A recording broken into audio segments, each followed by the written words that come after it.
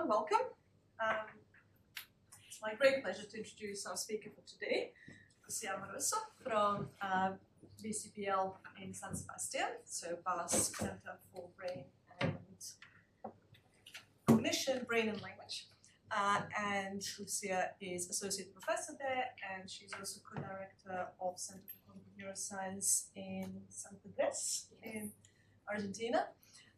So Lucia is working on cognitive neuroscience of language and bilingualism in particular, and she has been doing some really interesting work on neurocognitive consequences of bilingualism, specifically both functional and anatomical, and how that might also be serving as a possible protective factor against cognitive decline. So very much looking forward to hearing from Lucia. Over to you.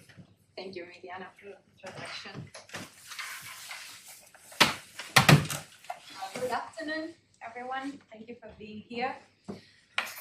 So today I will talk to you about how bilingualism can influence our brain, cognition, and functional ability. And I hope to convince you that the effect that is exerted in bilingualism is a good one, is a positive one. But first of all, let's talk about a little bit about the bilingual phenomenon. So it was thought that bilingualism was some kind of exception, but right now, according to the Eurostat statistics, more than 65% of the population is actually bilingual or some kind of bilingual. So what we will see now is that there's no easy definition of bilingualism, because there are many people that actually have conceptualized bilingualism in different ways, like stressing different aspects of this phenomenon. So one thing, this is a very old conceptualization, is that bilinguals are those people that exhibit a native language control of both languages. So the native language of our mother tongue and the second language that they acquire in life. Then we have this other conception or other definition, in which is the ability to use two languages interchangeably, so switching between them, regardless of how often we switch between these languages. And finally, there's this Grossian definition saying that bilinguals are individuals who use two or more languages in daily life. So he's stressing the daily life use of the languages, but he's actually saying that bilingualism could be tied not only to one language, but to more languages. So based on different experiential factors, we have a lot of sub-classifications or more definitions, if you want, about bilingualism. So it depends, for instance, at the age in which you acquired your second language. It could be that you acquire both languages at the same time. Okay, so you grow up in a family where your dad talks in one language and your mother in another one. So you grow up with the two languages, listening and talking in the two languages simultaneously. But then you can acquire one first and the second one later on time. And this second language can be learned at school, for instance, or during the adulthood. And then what we have is the level of proficiency, of course, because sometimes both languages can be mastered in a native-like way, let's say. So the L1, that it would be the native language, the mother tongue, is spoken, and you can use it as your second language. You can use it as your first language, or you can have one language, of course, the L1 that is stronger, much stronger than the second one. And obviously, then the immersion, because you can be exposed to these two languages or three languages, or it doesn't matter the number, according to Grossian. In your daily life, I mean, you can talk in both languages at home, at school, or at work, or you can have a limited exposure, for instance, to your second language, and spoke that language only at home or only at home. So, as you can see, there's no a clear definition. If we talk about experiential factors, we will have different classifications, and this is just a summary because there are more definitions too. But what I want to talk about today, or maybe these are the three leading theories about bilingualism, is that bilingualism has an impact on our brain and minds. So there's this first line of thought that is a very strong line of thought, actually, that is saying that bilinguals have an advantage. No? So when you use both languages daily and you have to suppress or inhibit your second language to speak in the language that you intend to speak, you develop or you boost your executive functions. So the monitoring of the speech, because you need to avoid intrusions from one language to the other. So somehow you exercise your cognitive, your executive function skills. Okay? Then we have another line of thought or theory that is saying that actually there's no effect, that bilinguals and monolinguals are functioning in the same way. And then we have another one that is saying that actually bilingualism is a disadvantage. In which sense? In the sense that it's negatively impacting our brain and our cognitive functions. Because I know there are several studies showing that bilinguals have a reduced vocabulary size, or they have decreased working memory skills, or they have even lower speech rate when they talk. But still, what we find in many studies is that bilingualism is actually doing something. It's rewiring our brain in a different way. So when we compare the brains from bilinguals or multilinguals with the brains of the monolinguals, we have significant differences, not only in how they function in the sense which areas become activated when they do different tasks, but also at the level of the volume, for instance, of the gray matter and the white matter, and how the areas are connected. So there's something going on about talking in 2 or more languages. But is this something really positive? So the term cognitive reserve was introduced actually to explain that as we are all aging, we know that there are marked differences in how we can age. So we are all losing gray matter, for instance, we are all suffering from atrophy, there's cognitive decline, there's loss of independence in our functional abilities, but there are some people that are aging, let's say, slower than others. Okay, so there are some differences. And there is a fact that what they found in one study was that people with Alzheimer's disease that actually were identified as Alzheimer's disease patients after post-mortem, so they found that their brains were with a lot of atrophy and patterns that were consistent with Alzheimer's disease, were perfectly normal, cognitively and functionally normal when they were alive. So, like, the disease didn't show up at some point.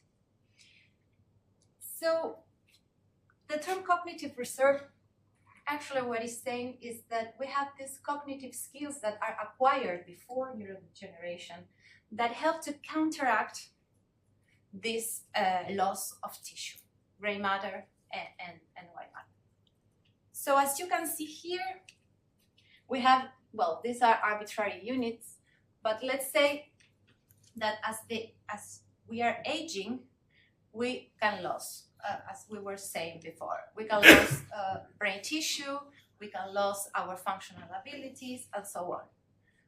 But it was found in a seminal paper from Bialystok was that bilinguals, actually, when they were compared to monolingual patients with Alzheimer's disease, the bilingual patients were showing a delay in the onset of cognitive symptoms, these memory-related symptoms associated with dementia.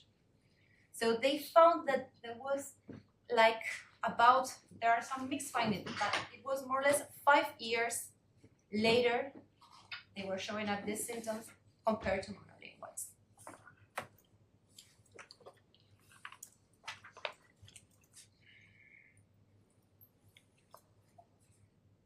But then, after this paper, there was a lot of people that became interested in this phenomenon.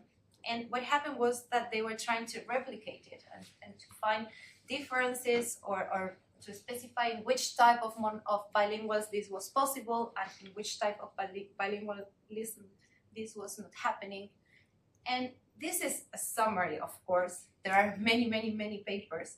But as you can see, that papers finding an effect of bilingualism actually in delaying the onset of dementia or in providing some kind of benefit are 50%, a little bit more, let's say 55% of the paper are showing a positive effect. Then we have papers that are showing partial evidence, are finding, for instance, that there's an effect of bilingualism on delaying aging, but in illiterates or in migrants from Spain. So depending on the population, the effects sometimes appear and sometimes they are not showing up. And then we have some papers showing that actually there's no effect at all. So as you can see, evidence is pretty mixed. I will try to summarize the gaps, the major gaps from these studies. The first one is that most of them are actually conducted on specific populations and mostly on Alzheimer's disease and mild cognitive impairment. But then, for instance, in Parkinson's disease, we have just 2 papers, and frontotemporal dementia, there are 3 or 4, and then there's almost nothing in healthy aging, so in healthy individuals. So this limits somehow generalizability. And then there's a lack of robust metrics to measure actually healthy aging. How do we measure healthy aging? So there are different proxies that can be used, mostly education or brain atrophy, but this, or for example, the concept that we were talking about before, cognitive reserve, how do we measure this? So there are different ways of measuring this, and there's no consistency across studies on how they are quantifying health. This is the problem, to get a good proxy of health. What do we call healthy aging and what do we call unhealthy aging? And then most of the studies, they don't control effectively key covariates, like, for instance, immigration status, the number of spoken languages, the linguistic distance between the 2 languages people speak, and many, many other more. They are not controlling for these aspects, so this limits also the ability to identify which is the mechanism that is explaining this effect or the absence of the effect. And then there are some macro level variables or exposomes that are completely ignored in most of the study. Because I was talking before about the aging trajectories, no? But these trajectories, they follow different, depending on the context in which a person is living. It's not the same if you're living in a rural area or in a city. It's not the same if you're living in a place where pollution is high. So there are different factors, macro level factors, that are also influencing how we age and that are rarely controlled. And finally, the lack of population data. So most of the studies are conducted on small samples and using cross-sectional and also retrospective data. Basically, what they are doing is using clinical records from hospitals and healthcare centers, but these data, I mean, are biased somehow, because these are the people that are actually looking for help or going to the clinic that they are already experiencing these symptoms. And the people that maybe are not experiencing the symptoms are not showing. Or another thing is that maybe because of an immigration status, they don't seek for help, or they have, due to disparities, they don't have access to healthcare systems. So this is also a bias at the level of the individuals that are tested. So, which could be a solution for this? How can we actually capture what I was saying before? How can we capture or characterize what is healthy aging from unhealthy aging? How can we quantify this? So what we propose here is to use aging clocks. So aging clocks comes from a computational framework that was originally used to quantify brain age or organ age. So there are papers actually showing that not all organs are aging at the same rate. And actually this pipeline can be applied to any kind or any type of data. So I will explain the pipeline. This is the classical one that when you use brain scans from a lot of people, from large data sets. So actually what you do is to train a model, a machine learning model, that will learn to predict age, based, in this case, on neuroimaging data. Okay, so you have a lot of data from a lot of participants, and the model learns to estimate age from that. But you can train these models with anything. You can train these models, for instance, with connectivity metrics, or you can train it with behavioral data. It doesn't matter. What it is going to give you, this model, one that is trained and validated, is going to give you a way to test it in if it is working properly, of course. First, you need to assure that the performance is good. You can test the model in an independent data set and estimate how that participants are deviating from the normal aging trajectory. Okay, so we train the model, and the model learns to predict age beyond chronological age. In healthy participants, age, biological age or chronological age are almost overlapping. But then you can test the model in patients' data, for instance, and you can estimate how their age, or how their, in the sense what we are entering actually are the brain scans or the connectivity metrics, deviates from the normal aging trajectory. And from here, what we can do is to extract this measure, that is the brain age gap. That is going to give you actually what we were looking for, a metric to characterize healthy and unhealthy trajectories. Because if you're here, I mean, you are like, this is let's say that this is the normative data. If you're here, this means preserved aging. So your brain age equals your chronological age. So you have 40 years old, and your brain appears like one of a 40-year-old person. So there's no distance.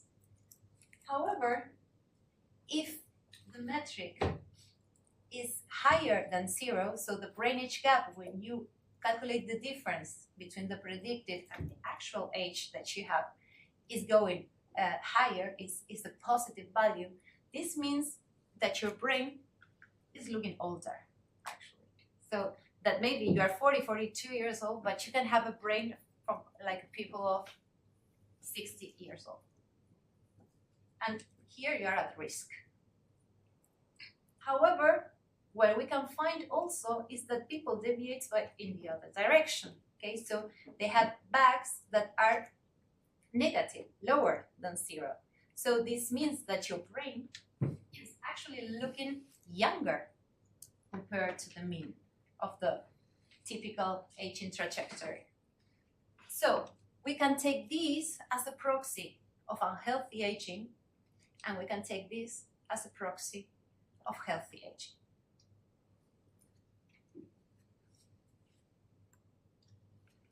So we took this framework, this computational framework, and trained a model using, as I was showing you in the other slide, actually we didn't use scans. Typically people are using brain scans. You can use T1s or even DTI data. Here what we used to train the model were resting state data from EEG. And we calculated connectivity matrices, and we trained the model with these matrices.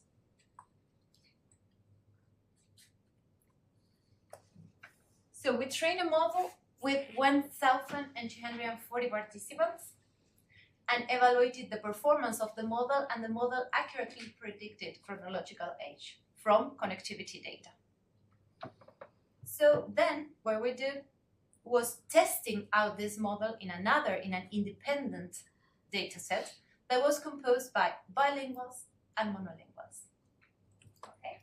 That they were matched by sex, education, and age, and estimated the brain age gaps in the two groups, in the monolinguals and the bilinguals. And what we found, this is at the brain level, at the neural level, what we found was that bilinguals were exhibiting lower brain age gaps compared to monolinguals. And the difference was about 5.7 years. So bilinguals showed a brain that looked 5.7 years younger compared to the brains of the monolinguals. And this number is closely, is very similar to that one that they found in dementia literature. So this is studies with patients that were originally from Billingualism, her group.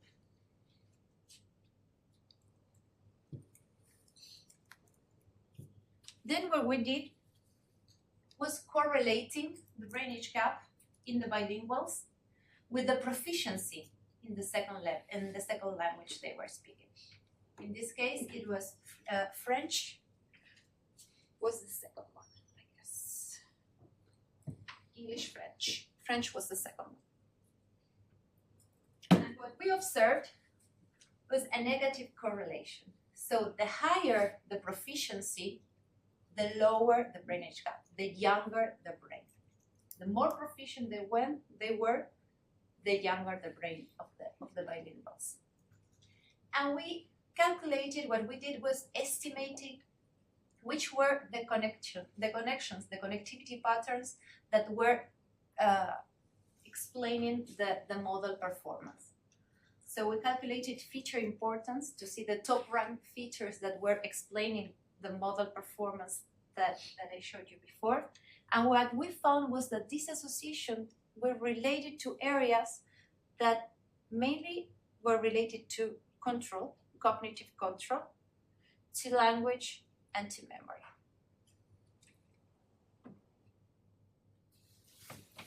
So, to summarize this first study. Being bilingual, we can say that being bilingual is linked to delayed aging. So bilinguals show lower brain age gaps compared to monolinguals, and this brain age gap is about 5.7 years. So mirroring the findings that we found, that others found in dementia. This effect correlates with behavioral measures of proficiency. So proficiency is associated to this delayed in brain age. And the back network capturing these areas that are protected by bilingualism involve key regions associated with cognitive control, language, and memory, that are actually areas that are linked or have been linked in the literature to what bilingualism is doing. In the sense that what we were talking before, when you need to switch between two languages during your daily life, you somehow train your cognitive functions and you improve them. So, to conclude, The protective effects of bilingualism on brain aging seems to be dose dependent because they are linked to the level of proficiency in which you speak your second language. The network that is associated to these effects, that these areas that are protected by bilingualism, are regions also that suffer from deterioration during aging. So for instance, in Alzheimer's disease, the areas that firstly start to get to show atrophy are parietal areas and temporal areas. And these are actually the areas that are shown to be protected here. And also that bilingualism could act as a brain maintenance mechanism, delaying neurodegeneration and preserving neural integrity in these age-related, in these regions that can suffer age-related decline. This is the second study. I'm not going to talk that much about this study because it's very preliminary. We don't have much data. So as you can see, we have this is a study made on patients with Parkinson's disease, but we have 28 bilinguals and 30 healthy controls. So we need to, I mean, I don't have conclusions for this study yet. We're still collecting data. But this is something interesting because we are showing also that in people that are already suffering from neurodegeneration and in Parkinson's disease, bilingualism is exerting a protective effect on the brain. As you can see here, these are the bilingual patients with Parkinson's disease, with PD. They have lower brain age gaps compared to patients with PD, but that speak only one language. And here we replicate the effect that we found for the healthy participants. And the delay that we find here in this clinical population is about 2.5 years. So bilinguals have their brains that appear 2.5 years younger than the ones that have PD but are monolinguals. So this is lower compared to the literature that we observed before, but most of the literature is practically based on Alzheimer's disease. There's nothing there are just 2 studies on PD, and these are on behavioral data. There's nothing on neural data in PD patients. So I know that this is very preliminary, but it seems also to be the case for other types of neurodegenerative disorders. And this is the third study that I would like to share with you. This is the one I like the most because it's the most robust one. So because we conducted this study on a large sample of participants in 27 European countries. So you can see here how many participants we screened per country. And we also were able to conduct both cross-sectional and longitudinal analysis. So these data were taken from surveys that are actually available for everybody. They're open access. And I will give you then the links if you want. But basically they are about, for instance, they screen for cognitive functions. So you have the scores from the mini-mental, or they screen for functional ability. So they have all the scores from the Bartel index test. And they also have questionnaires about how many physical activity people are doing during the week, if they consume alcohol or not, how many hours do they sleep. So a lot of data. Here you can see at a glance which type of data we are using. As I was saying here, this cognition is from the mini-mental, functional ability is from the Bartel, then years of education, well-being are metrics that we took from the World Health Organization, and then most of them are also metrics that are self-reported. So what we did was training, again, a model to predict age. But in this case, we trained the model with behavioral data. So here, instead of talking about brain age gap, we are going to talk about biobehavioral age gaps, because this is all behavioral data. Here, there's nothing related to the brain, let's say. It's cognition and functional ability. So we train the model with both, with positive factors and with risk factors. And basically, what we obtained was a model that was predicting pretty well the age of the participants. And what we have here are the features that are explaining the model performance. So the features that were better explaining the model were functional ability. This is the top feature that is explaining the results. Then we have education and cognition. This for the protective factors or the positive factors. And for the risk factors, we have hearing impairment, hypertension, and heart disease. So the combination or the integration of these different protective factors and risk factors are shaping, let's say, or driven the results from the model.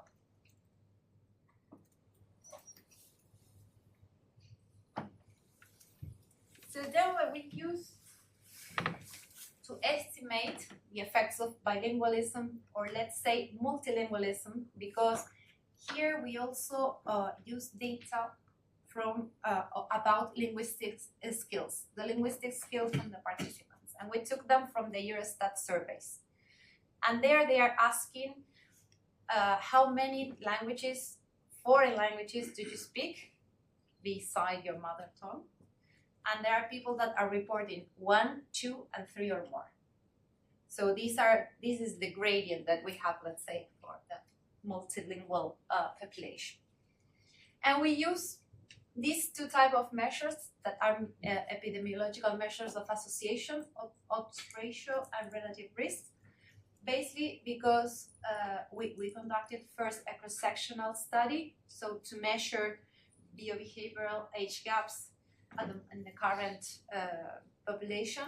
And then as these data have different waves, we have at least 3 waves that are following people over time, and we could track the effect of bilingualism on time.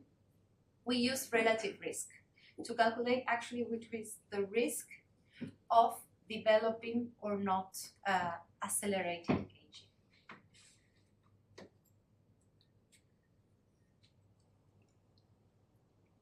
So these are the results from the cross-sectional study. What we found was that monolinguals, so people only speaking their mother tongue, were 120% more likely of currently experiencing accelerated aging compared to multilinguals. This means that they are, it's not brain age gap, it's behavioral age gap.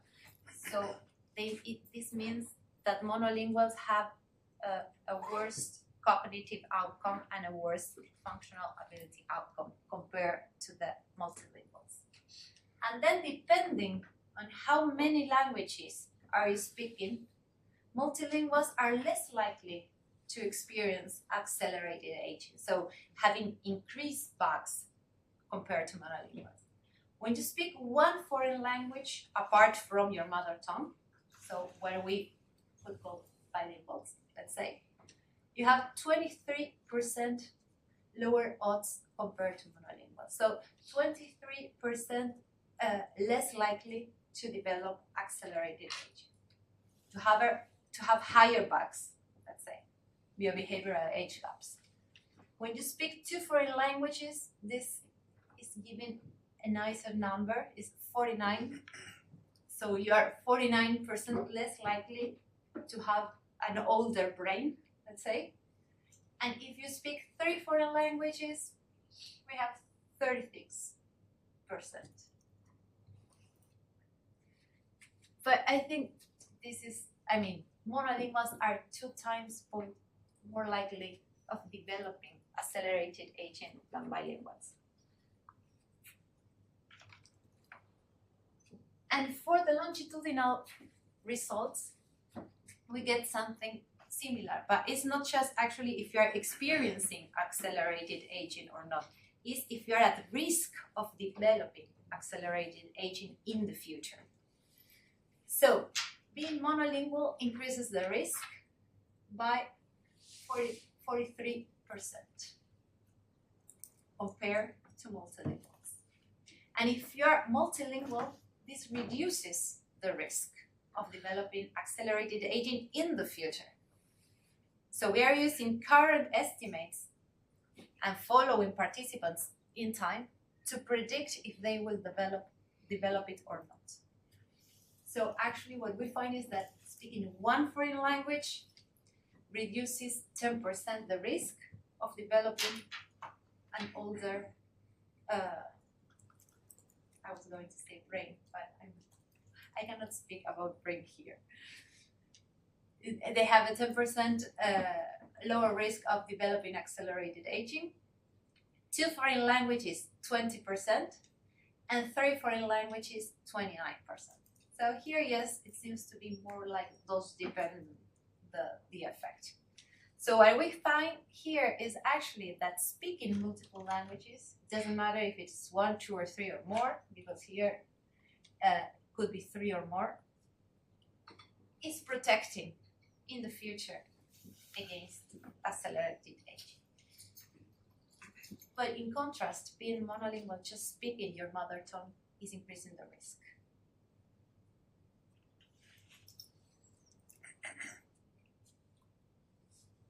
But as I told you before, there could be a lot of other variables that are actually playing a key role and explaining our effects that are not related to bilingualism or multilingualism. So we use the exposome, so that is the interplay of a lot of macro level environmental exposures that individuals encounter throughout their lives and that affect the aging trajectories. And we adjusted all our models considering these factors. So we consider the air quality, so the pollution of the country. These are all factors that are quantified by country, by European country.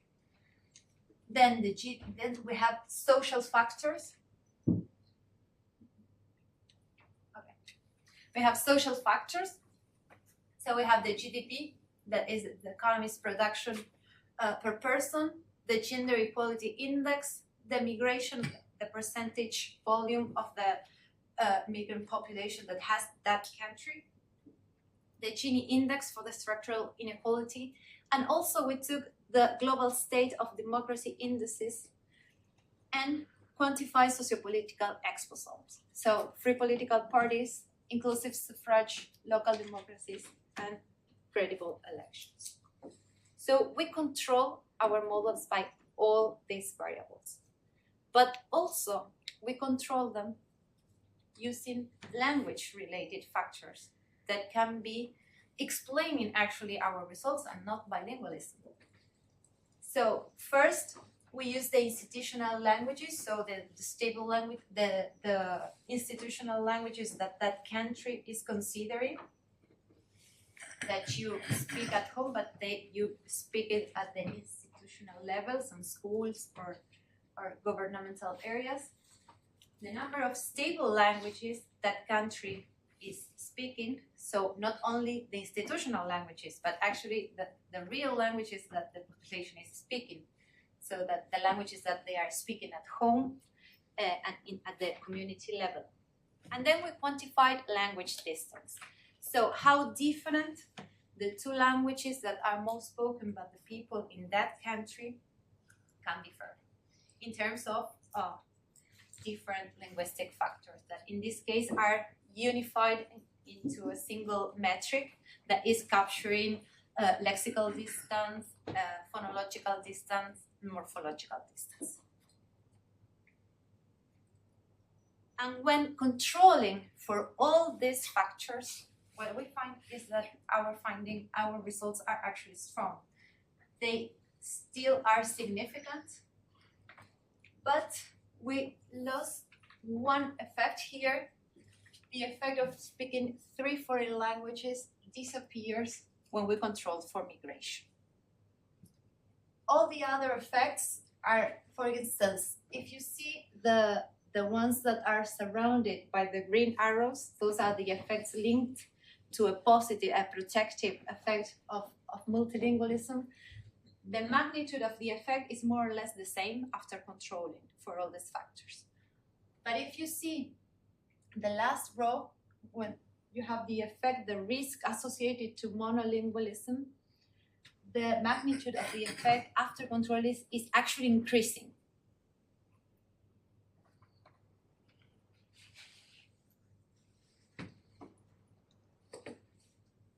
So, to summarize the results from this third study,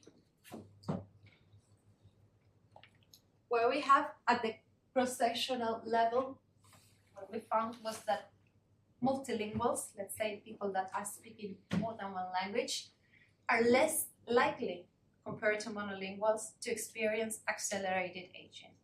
So accelerated aging, remember that was this metric of unhealthy aging that is giving you higher bugs compared to normative data. So if you have higher values, you are suffering from unhealthy aging, and you are at risk of developing, for instance, neurodegenerative disorders. But if you are below this, so a negative value, you have delayed aging. So you have a better cognitive function or better functional ability compared to the normative aging results, compared to most of the people, let's say. And the longitudinal findings were in line with the cross-sectional ones. And what we found was that actually multilingualism is slowing delayed aging, is delaying aging over time. So if you are multilingual, you have a lower risk of developing neurodegeneration or developing accelerated aging in the future.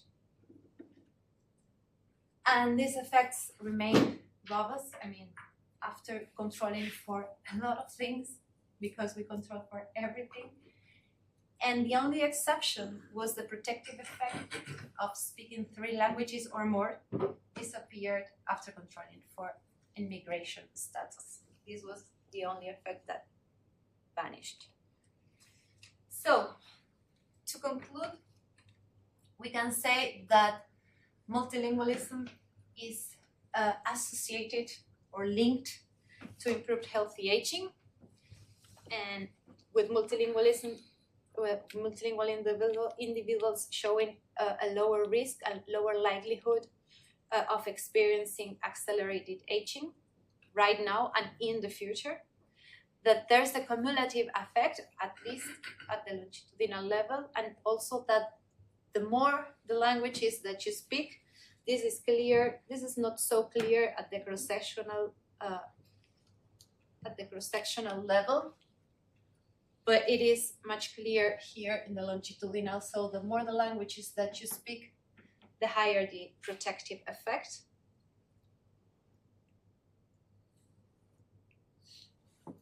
And I hope I have convinced you, after controlling for all the things we control, that bilingualism or multilingualism is actually provided, and it's an independent factor. Is actually not linked, or the effects that were previously associated to bilingualism after controlling, they are still there. So it's linked to it, to bilingualism, and not to other things that could be explaining instead the effects.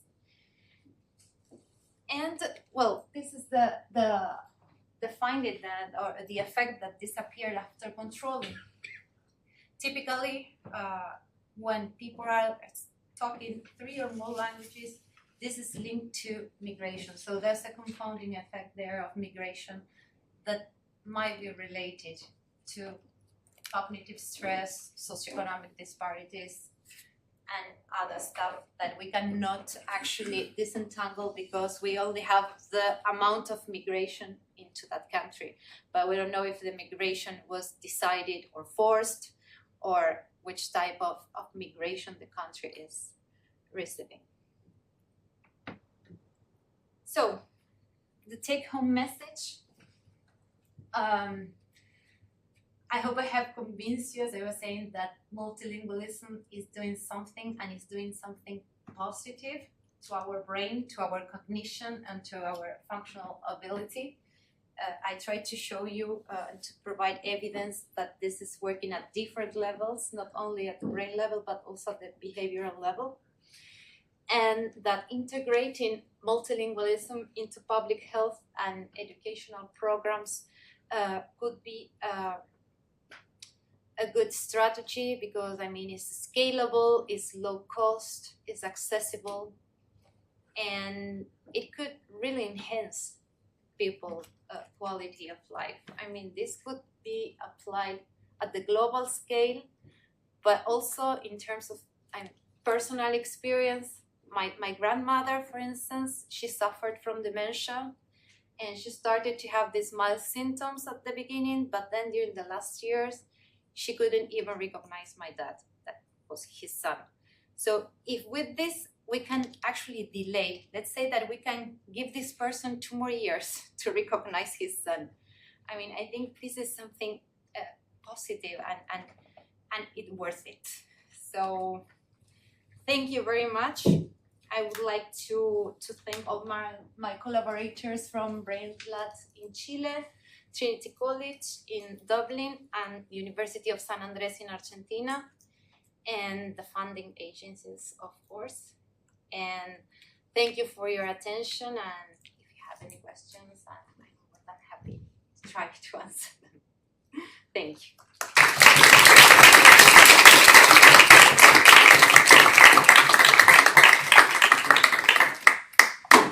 Thank you, Lucia. Fascinating talk. So obviously we'll have some questions now, but traditionally this is now time for people who need to leave between now. We'll stay for the questions. Then we have a minute or so for that, and then we'll just continue with the questions.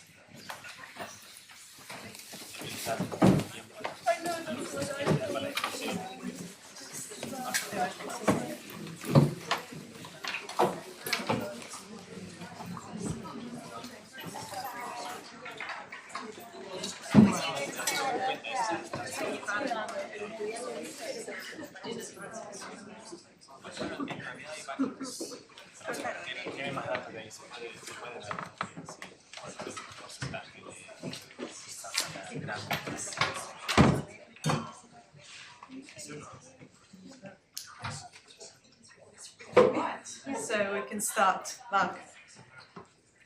Thank you very much. Fascinating and excellent talk. When you talk about this to people, does anyone say, your independent variable, number of languages, Yes. quantified at some criterion to define it as best you can? Yeah. This is a bit clunky because you've only got 1, 2, and maybe 3, right? And so this is not perhaps as powerful as we would like it to be if this is the causal factor in the brain and cognition improvement. Does anyone say that in making this argument, you need to control for the incentive? Now, of course, immigration can be an incentive, but the other forms of incentive to learn, why did we do extra French at school, for example? What was the incentive? And to separate out that and the possible underlying biological propensity for which you cannot directly control. Is that a problem for the whole argument? Yeah. I mean, future models should integrate behavioral genetic data and neuroimaging data all together.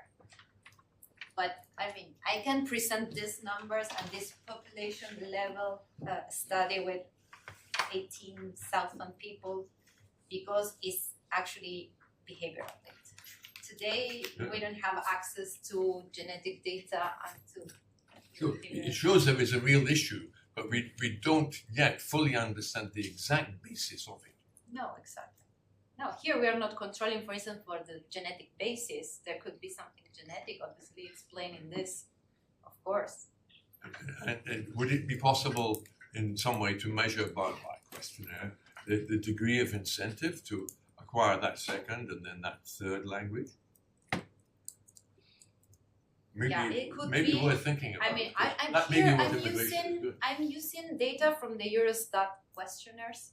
I mean, these are measures that are self-reported measures. Yeah, of course. Acquired Sometimes that's all you can country level. do. And how many languages do you speak? That's the information that you have. Then you have the information about gender, age, and that's it. At least in that database. Then, I would add a lot of more variables to this, but we don't have that much. You don't have the large you don't have the numbers. volume that you need then to run this type of models and to make predictions. This is why, for instance, for the second study, I'm not going to conclude anything or say anything because we have 30 participants versus 30, so you need much more data to make some. Yeah, you start with the numbers you can get for a certain style of study, sure. Thank you. Rick. Thank you very much. I have two questions about the age gap method. You can answer them one after the other. So you have to remember them. The first question is there's a paper by Vidal Pinheiro showing that if you predict age cross-sectionally from brain data, it does not predict the longitudinal change in performance. So in other words, what relates to the age gap is genetics, birth weight, but doesn't have any predictive value for longitudinal change. So in your... The brain age gap. Yes. Yeah, but we are not using longitudinal data there. Sorry. It's just the brain, the results that we have at the neural level are cross-sectional. Just cross-sectional. And what we have here, longitudinal, is biobehavioral. Yes, gaps. so that's my question. Yeah. You didn't have longitudinal brain data. You have longitudinal biobehavioral data. Yeah. But did you train on just the first time point and see how that predicts change? Or did you train on the longitudinal data? Because the latter is important. Yes, and we correct it because that's another thing. We have the registration of the year, the participant in which each participant registered, and then you have the data in which they acquire the measures. That sometimes is not the same. So we adjusted for all these variables too. But you are predicting from different scores, changes. Sorry? You are predicting from change in the biobehavior, which is not just the baseline. No, changes. The second question is, in all these methods, The there's delta. a well-known bias, Yes. which you may be aware of, for linear We prediction. corrected for the Okay, so bias. that- Yes. Even with these, you're using linear or non-linear We prediction? corrected. Yeah. Now we subtracted the chronological age. It'd be interesting to train on I longitudinal. didn't go into those details because it was It would be interesting to train on longitudinal brain data for your first part. we don't have it yet. Thank you. Thanks. Any Stefan? Thank you. I really like your first study on English French bilinguals. Yeah. I have two questions. How did you acquire proficiency? And my second question is if you have any other measures of language variables such as age of acquisition or usage, because these are highly correlated with proficiency. So if you're very proficient, you're more likely to use your languages every day, whether it's native or non-native languages, and you're more likely to have learned your non-native languages earlier during your life. Yeah, you're absolutely right. The only study in which we were able to control for many things was the last one. The others, in the others, was still, for instance, the study between healthy bilinguals versus monolinguals, in which we calculated the brain age gap. We used data from a repository from the McGill University, and you have a questionnaire about bilingualism saying, giving you a score on proficiency, just that. That's the data that we have. We don't have many fine-grained information to control for that.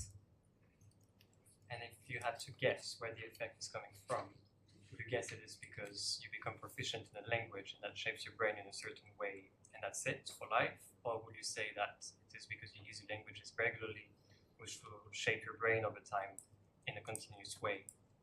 Or whether you have to do it from birth or from very early on, so then your brain develops in a certain way?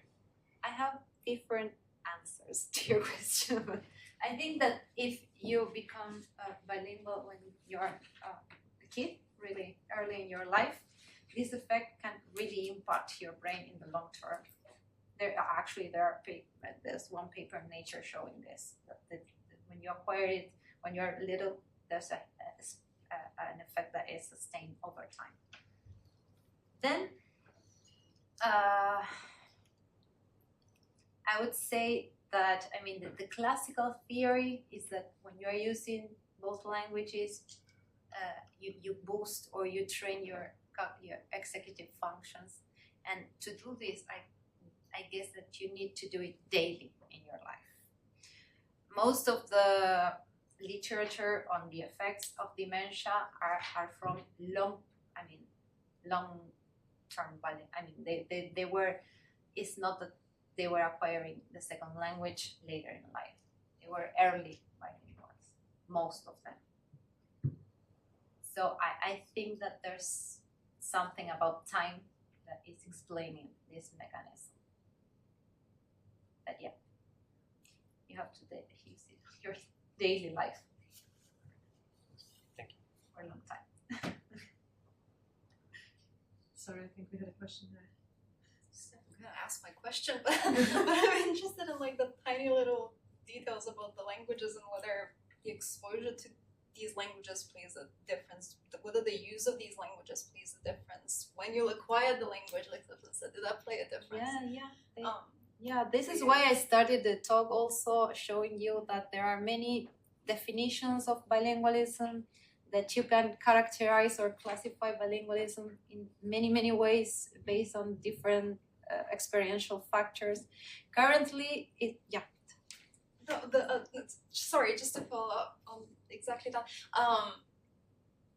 When you when you took that data on the languages and that each of your participants spoke, did they report what level of those languages they Yeah, the thing is that I didn't collect the data. Yeah. I used open data from Yes, we other didn't. people. And for the brain data, these data were from McGill University. And there was a questionnaire, that super brief questionnaire. So as I was saying, there's not fine-grained data about the linguistic abilities of the people.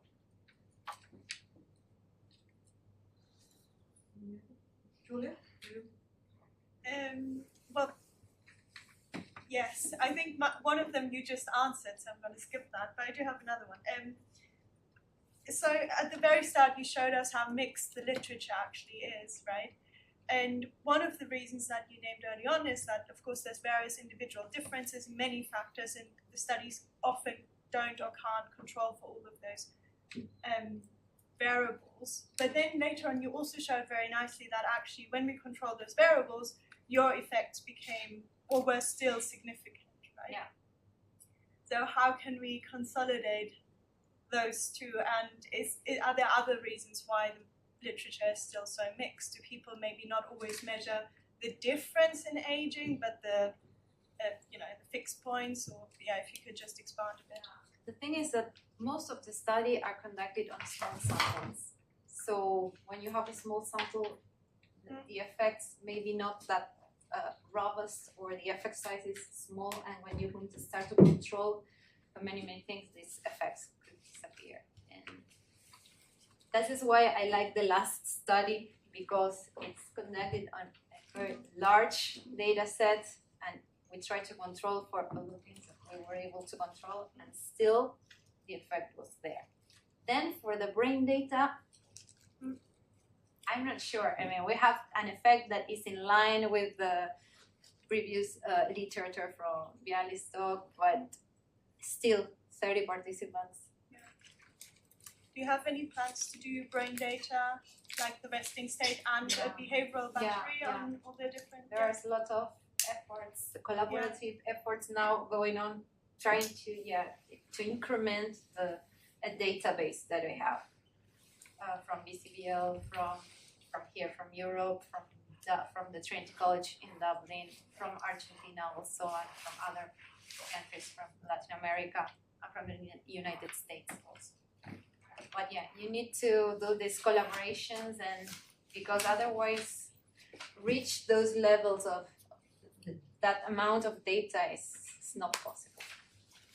Even for instance, now at the BCBL, we're trying to do to publish an article on an atlas, a language atlas, and what we have at the BCBL so far, since the institute was opened in 2016, are 650 scans.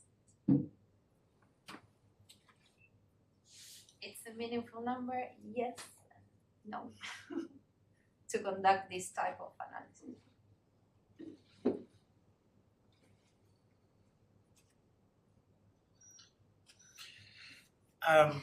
Yeah, maybe we'll chat during the drinks, and that would be better for a question of drinks.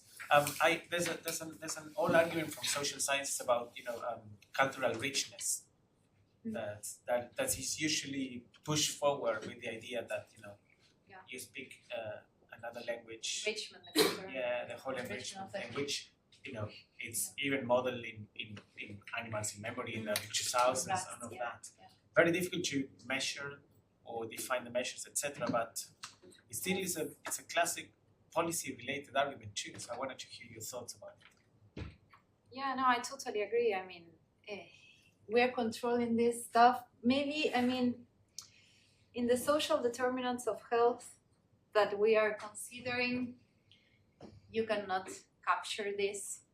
With migration, you have, I mean, we have, when I was about to interpret the results, because why this effect was disappearing due to migration, you start to think, well, I mean, maybe it's a migration in which they moved to a richer country, they enrich, they go to work to a better place, they enrich their cultural environment, and so the effect is disappearing because actually these other factors are overweighting. The protective effects are more protective than actually bilingualism. But could be the other way around, that the migration was not something you decided, that you had to do it because of. So if we don't know the characteristics of the flux of the migration, we cannot answer this question. I don't know. Because we don't have more information about why people were migrating, or if they were better in the new place or worse.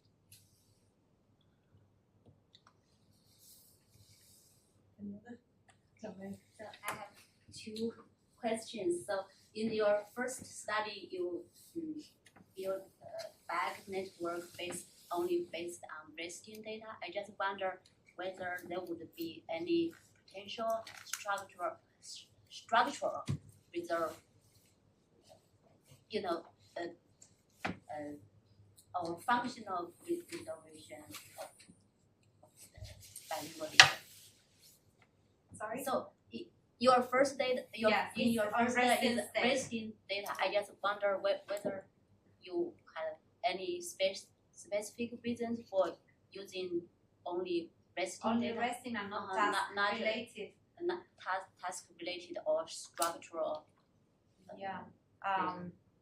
Task related because the amount of people will reduce extremely, because it's not just the people that you use for testing, that in this case were 30 and 30 more or less. It's the people that you use to train the model. You need a lot of people to train the model first. And to make this, you need to train a lot of people on the same task. We don't have that number to train a model. I don't know, 1,200 people doing a switching task. It would be really nice, but we don't have. So yeah, it's resting state, but still we have shown that if you, analyze connectivity, resting state data connectivity in bilinguals and monolinguals. Just from the resting state data, you can decode whether it was a monolingual or a bilingual, just on the resting state connectivity pattern. You can disentangle that. So if you have enough data set for the structural data, could you still predict that there would be any structural result of bilingualism? Yeah, I mean, that could be an interesting future direction. To train the model on structural data could be T1, T2, or DTI data, and predict the age of bilinguals and monolinguals based on structural data. Yeah, sure. So another question is, I just wonder whether you can tell something, what kinds of specific bilingual experience would reduce the risk of cognitive and Well, that is in line with what he was asking. Yeah, I think that long-term bilingualism and the daily use of bilingualism will exert a stronger effect.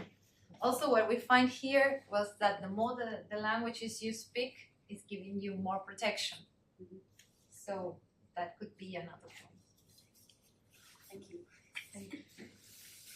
Yeah, I have two very nice questions and maybe basic, but one is about IQs. Could it be some confounding? Usually IQ scores, you can find those. Well, in the brain age gap analysis, we control for IQ. In the other, but it's linked to education also. The level of education was controlled. And the Those second variables correlate a lot. correlate. And the second one, it has to do with the physical exposomes, because we can translate maybe, perhaps, that into environmental exposome, or because you took the pollution, the air quality, PM 2.5, and there are so many measures that you can take as environmental exposome. So Yeah, why if you're that's in exposed to particular- pesticide or to For instance, a lot, yeah, many. because it was the So- one that we had access to Got for all the countries. Yeah, and if you could take another environmental, Exposure, yeah, exposure what to would it be? Or pesticide. what would- Yeah, exposure to pesticide. Thank you. Okay. Hi, I'm very interested so I have like two brief questions. In your last study, you said you can go for country level language related factors, like including language distance. Can you briefly explain more like how you measure this language distance, like whether the pair is close or distance, or you have like a more elaborated way to do so? And like another question is like, do you think like this distance between languages that the bilinguals speak can like really influence the magnitude of the protective effect against the cognitive aging? Thank you for your question. Yeah, actually, I mean, I'm not showing it here because I thought it was too specific maybe to go into so many details, but actually the distance between languages is modulating the impact of the effect. So the closer the distance between two languages, the higher the effect. So for instance, Spanish and Catalan are closer, so it's better, it's boosting your brain or your cognitive function to speak properly more than if these two languages, let's say Spanish and Chinese. You think like because you're like kind of closer distance, then it's more demanding to give them into daily life. So like as a result, train your brain like heavily so you can have like this a better cognitive ability. We need to publish that.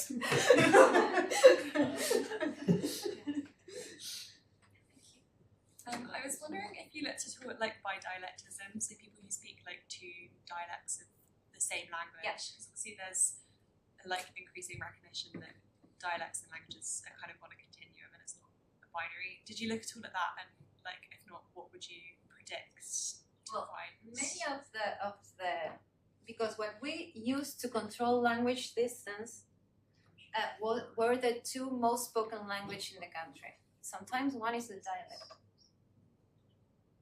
So we consider the ones that are spoken the most. So yeah. It's not that it has to be officially. So it's a small distance. Any other questions?